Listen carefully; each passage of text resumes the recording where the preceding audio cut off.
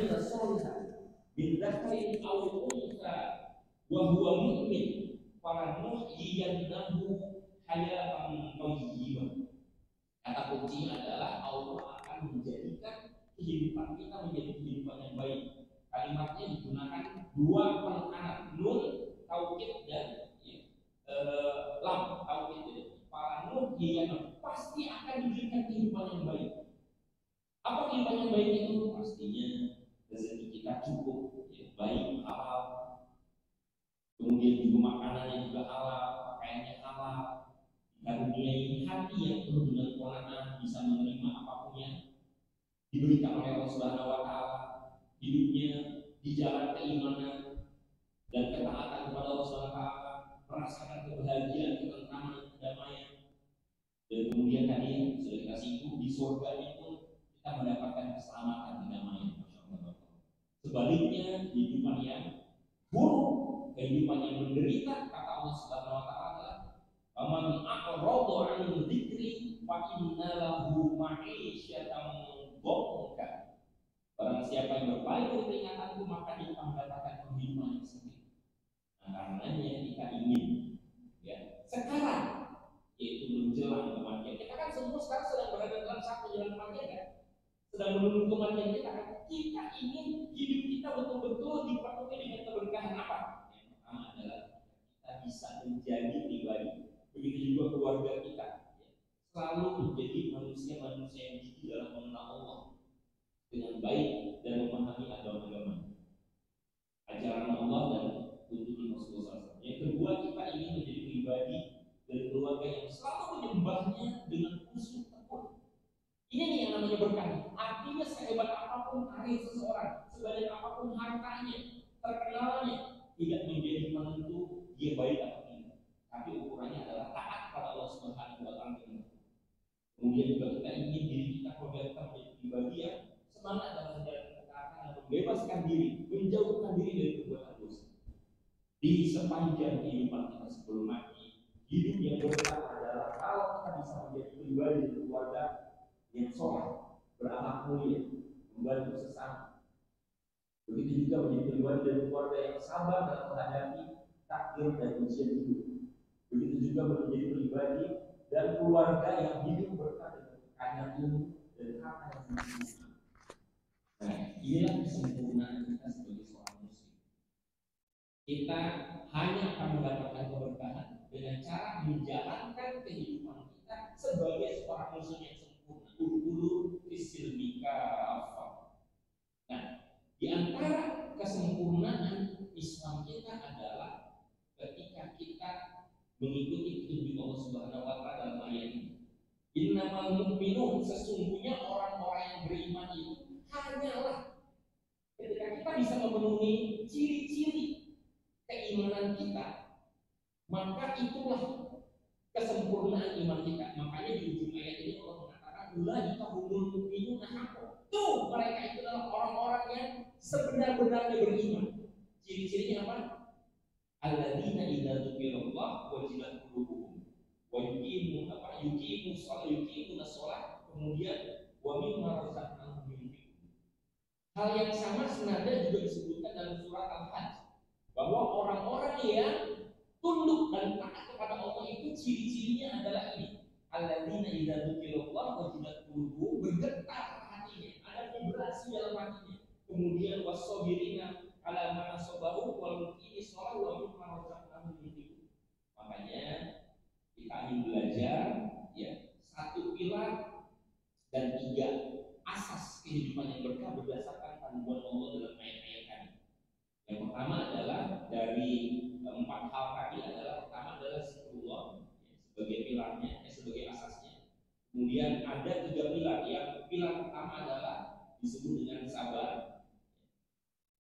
Dan sabar ini terdiri dari tiga unsur. Tidak bisa disebut sabar kalau tidak ada tiga unsur ini, yaitu ridho, husnuzon, dan mujahadah.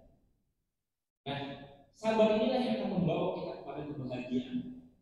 Yang kedua, ya, unsur atau pilar yang akan membuat kehidupan kita berkah sampai ke akhirat nanti adalah sholat.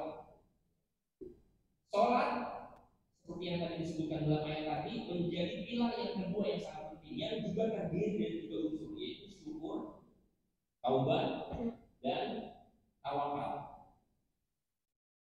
Kalau tidak ada ketiga unsur ini maka belum bisa disebut dengan sholat. Sholat ini bukan hanya sebagai sebuah amalan, tapi filosofi. Pilar-pilar ini adalah filosofi hidup. Ya, inilah yang akan mengantarkan kita kepada kesuksesan yang sesungguhnya. Dan yang ketiga, ya, pilar yang ketiga adalah sedekah. Sedekah filosofi hidup yang harus betul-betul kita jalani, yang terdiri dari 3 ranah, yaitu sedekah kepada keluarga, dalam hal ini berbagi kepada orang tua, pada pasangan, anak, dan kemudian yang kedua pada agama, ya. Dan yang ketiga kepada sesama makhluk, baik manusia maupun binatang, bahkan alam semesta. Ini yang akan mengatakan kita kepada kemuliaan. Bapak yang sudah memuliakan, dan sabar, ya, inilah yang disebut dengan hablum minan nas. Ini filosofi hidup. Kita harus menjadi manusia-manusia yang bagus hubungannya dengan diri kita sendiri. Nah, yang kedua adalah bagus hubungan kita dengan Allah secara vertikal. Dan yang ketiga yang disebut dengan hablum minan nas.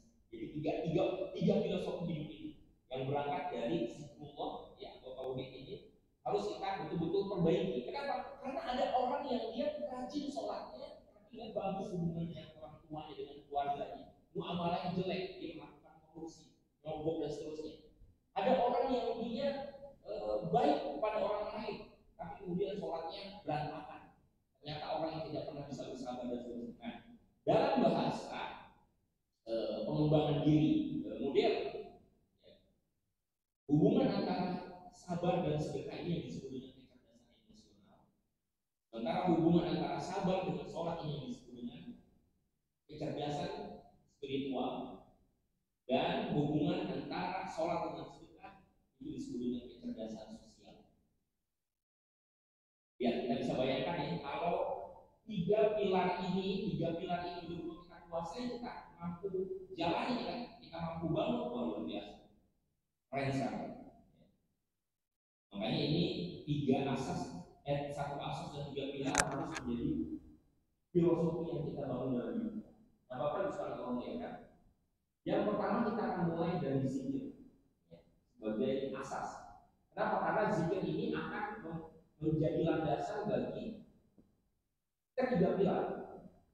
Sebagaimana bangunan ada fondasinya dan kemudian ada tiang-tiang. Tidak akan ada bangunan kalau tidak ada zikir. Yang pertama adalah zikir. Kita harus pahami zikir itu hukumnya wajib. Ini yang kita pahami secara mendasar. Bagaimana Allah memerintahkan kita untuk selalu berzikir kepada Allah Subhanahu wa taala. Ya ayyuhalladzina amanu dzkurullaha dzikran katsira. Kita tidak cuma disuruh berzikir, tapi berzikir dengan sebanyak-banyak. Coba kali sama kita evaluasi, introspeksi. Siapa di antara kita ketika kita masuk masjid baca doa, jalan dari tempat kita menuju masjid baca doa, berwudu baca doa, sesudah wudu baca doa, sesudah sholat kita baca doa.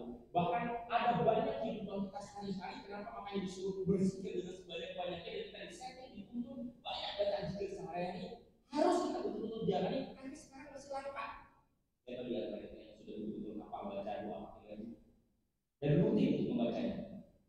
Doa bercermin, bukan hanya doa makan, doa masuk keluar kamar mandi. Kemudian Allah juga memerintahkan kita wadhkur rabbaka fi nafsika. Ini perintah-perintah yang menunjukkan betapa zikir ini adalah sesuatu yang sifatnya wajib. Bahkan zikir inilah yang akan naik substansi dari semua amal ibadah kita, itu ditentukan dari sejauh mana kualitas zikirnya. Jadi kalau kita sholat, ya, kemudian kita nggak ada getaran-getaran rasa, maka sholat kita tidak diterima. Artinya apa? Yang diterima adalah hanya yang getaran-getaran rasanya ada nyambung sama Allah Subhanahu wa taala. Dan Rasulullah SAW dikatakan bahwa seluruh kehidupannya adalah dipenuhi dengan zikir. Dan bukan hanya zikir itu hukumnya wajib, tapi zikir itu juga adalah begitu dahsyat. Bagaimana kita bisa melihat kedahsyatan zikir? Kita lihat Allah Subhanahu wa taala memerintahkan kita untuk berzikir. Fadhkuruni adkurkum, yaitu apa? Allah Subhanahu wa taala akan mengingat kita. Kalau kita mengingat Allah, kalau kita menyebut Allah, kalau kita nyambung berusaha nyambung ke Allah, maka Allah pun akan nyambung kita. Allah akan ingat kita. Ini kan dahsyat kan? Hal yang sederhana tapi bisa membuat kehidupan kita betul-betul memiliki hal yang paling substansial, yaitu bisa berhubungan dengan Allah Subhanahu wa taala. Makanya Allah mengatakan dalam Al-Quran, "Wala dzikrullahi akbar." Zikir ini bukan urusan sepele demi Allah, bukan urusan yang sederhana. Tapi ternyata justru banyak mengabaikan. Kita banyak zikir-zikir hanya yang belum hafal. Yang sederhana tadi. Zikir pagi, zikir sore belum kita jalankan secara kontinu konsisten. Dan kedahsyatan zikir juga dilihat dari bagaimana Allah Subhanahu wa taala menyebutkan bahwa seluruh kehidupan dunia ini aktivitasnya pada dasarnya adalah laknat. Inna dunya mal'unah, mal'unun ma fiha. Dilaknat semua yang ada dalam urusan dunia, yang pekerjaan kita, yang rumah tangga kita, bisnis kita, harta kita, hobi kita. Lalu kemudian Rasulullah SAW membuat pengecualian, illa dzikrullah. Kecuali semua aktivitas itu ada getaran-getaran zikir, ada ingatnya menuju kepada Allah SWT. Artinya apa? Di setiap pekerjaan kita senantiasa terus ingat Allah. Kita balik-balik meja kerja kita melakukan pekerjaan tugas-tugas, selalu nyambung ke Allah. Rasa takut kepada Allah Subhanahu wa taala selalu merasa dilihat oleh Allah Subhanahu wa taala, dicatat, direkam dan akan mendapatkan konsekuensinya sebagai zikir. Begitu juga yang kedua, ya tentu menjadi konsekuensi dari zikir adalah ya wa'alim au muta'allim. Jadi kalau wa mawalah ini artinya semua kegiatan yang diwarnai oleh zikir. Dan kemudian orang yang menuntut ilmu pasti ya, orang yang berilmu dan kemudian orang yang mengajarkan ilmu, mereka adalah orang-orang yang terbebas dari mana. Kita lihat sebuah hadis Rasulullah SAW, ya, Allah unabbiukum, kata Rasulullah, maukah aku beritahukan kepadamu sebaik-baiknya perbuatan. Allah unabbiukum bi khairi a'malikum, sebaik-baik amal kalian, wa azkaha dan lebih bersih, lebih suci, ya, inda malikum, di hadapan Tuhan, kata Rasulullah SAW. Bahkan wa arfa'aha ala darajatikum, bahkan lebih tinggi, yang akan meninggikan derajat kalian. Bahkan kata Allah, kata Rasulullah SAW juga, khairul lakum min infaqil dzahab, dan itu lebih baik, amalan itu lebih baik daripada menginfakkan emas sebanyak apapun. Kita tahu emas ya, begitu mahal, begitu mewah, tapi kalau itu diinfakkan itu kalah dengan amalan itu. Apa amalan itu? Adalah zikrullah. Bayangkan, dahsyat kan? Tapi ini belum menjadi kebiasaan kita, belum menjadi habit kita, belum menjadi keilmuan kita.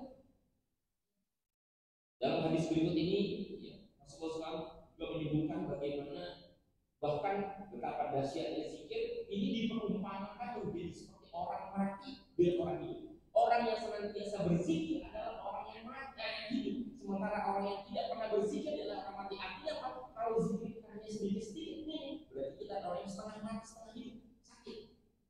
Alhamdulillah. Nah, karena kita perlu tahu apa itu hakikat zikrullah. Tadi kita sudah sebutkan dalam model yang kita tanyakan di awal. Hakikat zikrullah adalah tauhid. Itu bagaimana kita punya hubungan atau ikatan cinta dengan Allah Subhanahu wa taala. Inilah hakikat zikir. Ketika kita connect, nyambung kepada Allah Subhanahu wa taala, itu yang disebut dengan zikir. Nah, makanya zikir ini sebetulnya ya, berusaha untuk mengantarkan kita kepada kehidupan yang kita jalani ini seberapa kuat memiliki ikatan cinta dengan Allah Subhanahu wa taala. Dan inilah yang disebut dengan akidah, seberapa kokoh akidah kita. Nah, pertanyaannya adalah apa itu akidah? Apa itu akidah? Akidah yang menjadi dasar dari keimanan kita, keislaman kita, kehidupan kita seluruhnya. Kadang-kadang kita juga belum paham konsepnya sekali. Bahwa akidah itu secara sederhana, kalau dia dari segi bahasa artinya adalah ini ikatan. Dan ini bahasa yang sudah familiar kita. Kita suka menyebut akad ya. Akad itu kan artinya perjanjian. Ada akad kredit, akad jual beli. Itu diambil dari bahasa Arab. Dari bahasa Arab itu kan akidah. Jadi kata-kata akidah itu artinya dari ikatan. Dan ini tadi nyambung dengan apa yang kita sebutkan dengan zikir. Jadi yang disebut dengan zikir adalah ketika hati seseorang terikat dengan Allah, terpaut sambut dengan Allah, nyambung ke Allah, bergetar kepada Allah, wajilat qulubuhum. Dan itu didasarkan atas kepercayaan atau keyakinan yang kuat. Dan karenanya akidah itu juga disebut sebagai mengokohkan. Kita berbicara tentang akidah, maka kita berbicara tentang kekokohan dan mengokohkan dengan sekuat-kuatnya, mengikat dengan sekuat-kuatnya.